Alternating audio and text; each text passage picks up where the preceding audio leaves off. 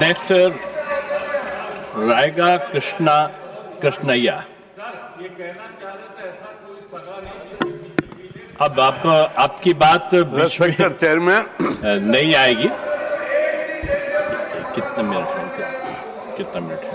Yes, Amaravati Andhra Pradesh రాజధానిగా ఉండడాన్ని మేము పూర్తిగా సమర్థిస్తున్నాం.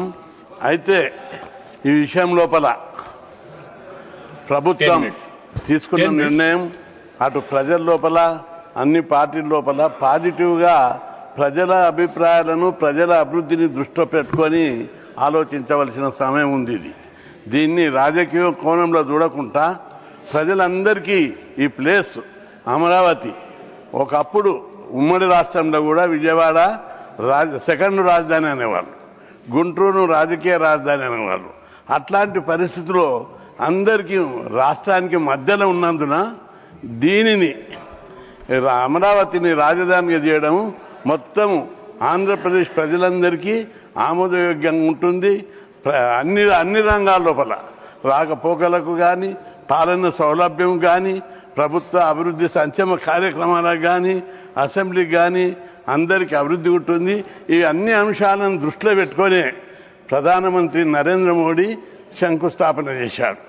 దీన్ని అందరూ అన్ని వర్గాల ప్రజలు దాన్ని ఆమోదిస్తున్నారు.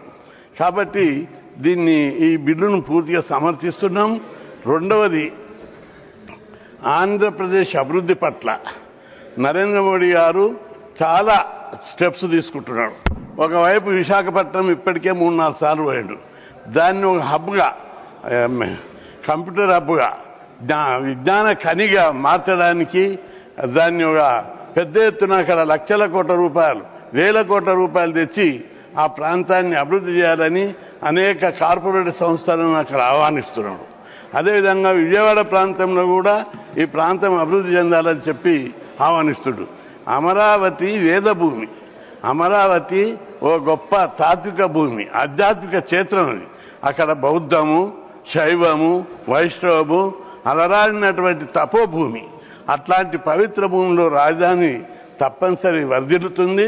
అక్కడి ప్రజలకు, ఆంధ్రప్రదేశ్ ప్రజలందరికీ కూడా సుభిక్షంగా అది ఉపయోగపడుతుంది, అందరికీ ఆమోదయోగ్యం కూడా. అట్లాంటి దాన్ని మనం అందరం కూడా పూర్తిగా సమర్థించవలసిన అవసరం ఉంది.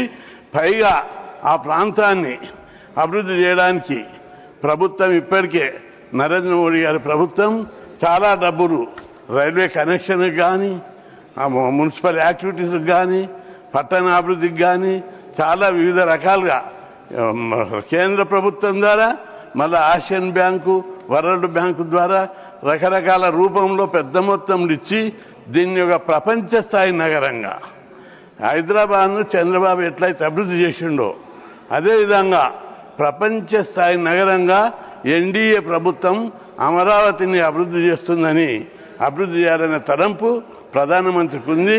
ఆ దిశగా చాలా చర్యలు తీసుకుంటుడు. తప్పనిసరి బలహీన వర్గాలకు కూడా అది చాలా ఉపయోగపడుతుంది. ఆ ప్రాంతంలో అంతా బీసీ, ఎస్సీ, ఎస్టీలు ఉన్నారు. ఆ ప్రజలకు అక్కడ భూముల ధరలు పెరిగి మరి చదువు కోసం, ఇతర అవసరాల కోసం ఆ ప్రాంతం చాలా ఉపయోగపడే రీతిగా ఉంటుంది. తప్పనిసరిగా ఆ ప్రాంతంలో ఇంకా అభివృద్ధి చేయడానికి ప్రభుత్వం, కేంద్ర ప్రభుత్వం, రాష్ట్ర ప్రభుత్వం డబుల్ ఇంజన్ ప్రభుత్వం కాబట్టి అభివృద్ధి కోసం వాళ్ళు చాలా చర్యలు తీసుకోగలుగుతారని చెప్పి మేము భావిస్తున్నాం. ఇంకా ఆ ప్రాంతం లోపల బడుగు బలహీన వర్గాల రాజధానిగా అది రూపుదిద్దుకుంటుంది అనడం లోపల ఏమాత్రం సందేహం లేదు. ముఖ్యమంత్రి గారు ఇప్పుడు హైదరాబాద్ ఏ విధంగా అయితే టెక్నాలజీ సిటీగా తీర్చిదిద్దారో అమరావతిని కూడా ఆ ప్రాంతం లోపల తీర్చిదిద్దుతారని ప్రజలు ఆశిస్తున్నారు. ప్రత్యేకంగా ఐటీ కంపెనీలు తీసుకురావడం, అక్కడికి అనేక ప్రైవేట్ పెద్ద కార్పొరేట్ సంస్థలను తీసుకొచ్చి అనేక నిరుద్యోగ యువతకు ఉద్యోగ అవకాశాలు కల్పించి ఆ ప్రాంతం యొక్క అభివృద్ధికి రైల్వే కనెక్షన్ను, రోడ్ కనెక్షన్ను ఇంకా అనేక రకాలుగా అభివృద్ధి చేయడానికి సన్నాహాలు చేస్తున్నారు. అది అనుకూలమైనటువంటి స్థలం కాబట్టి దాన్ని రాజకీయాలకు అతీతంగా అందరికీ ఆమోదయోగ్యమైన అనుకూలమైనటువంటి ప్రాంతం. ఆ ప్రాంతం అభివృద్ధి పరిస్తే రాష్ట్రానికి చాలా ఉపయోగపడుతుంది కాబట్టి దాన్ని పాజిటివ్గా థింకింగ్ చేసి అందరు కూడా అభివృద్ధికి ఎందుకంటే ఆంధ్రప్రదేశ్ విడిపోయినప్పుడు లోటు బడ్జెట్ తోటి పోయింది, అందరికీ సానుభూతి ఉంది. కేంద్ర ప్రభుత్వం కూడా పెద్ద ఎత్తున నిధులు ఇవ్వడానికి చర్యలు తీసుకుంటుంది. మోడీ గారు అనేక సార్లు ఆ ప్రాంత వైజాగ్, విజయవాడకు, ఇతర ప్రాంతాల మీద ప్రత్యేక దృష్టి పెట్టారు. కాబట్టి ఆ ప్రాంతం అభివృద్ధికి అందరూ కూడా చర్యలు పాజిటివ్ అండ్ కన్స్ట్రక్టివ్ చర్యలు తీసుకోవడానికి సలహాలు ఇవ్వాలి.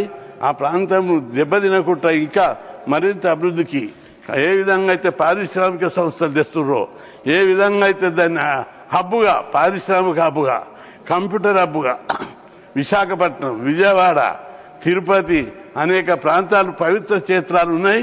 ఈ ప్రాంతాన్ని అభివృద్ధి చేయడానికి మోడీ గారు ప్రత్యేక చర్యలు తీసుకుంటున్నారు. మన ప్రియతమ ప్రధానమంత్రి నరేంద్ర మోడీని రాజకీయ కోణంలో చూడొద్దు.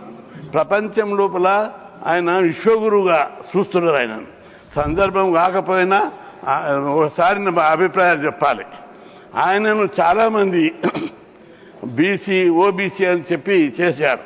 ప్రపంచం లోపల రాజకీయాల్లో అవినీతిని ప్రక్షాళన చేయాలని, రాజకీయాలలో స్వచ్ఛత కల్పించాలని, ఆయనకు ఇల్లు లేదు, ఊరు లేదు, సంసారం లేదు, ఆస్తి లేదు. ఓ గొప్ప ఆదర్శవంతమైనటువంటి ప్రధాని మన దేశానికి రావడం అదృష్టం. ఆ కోణంలో చూసి అందరం భారతదేశాన్ని అగ్రదేశంగా, అభివృద్ధి చెందే దేశంగా కావడానికి పోరాడాలి తప్ప రాజకీయ కోణం ఇప్పటికే మనకు అగ్రదేశంగా రూపొందడానికి చాలా ఆలస్యమైంది. ఇంకా దీన్ని మనం రాజకీయ కోణంలో చూసి ప్రతికూల ప్రతివిమర్శలు చేసి డెవలప్మెంట్ కాదు ఈ దేశంలో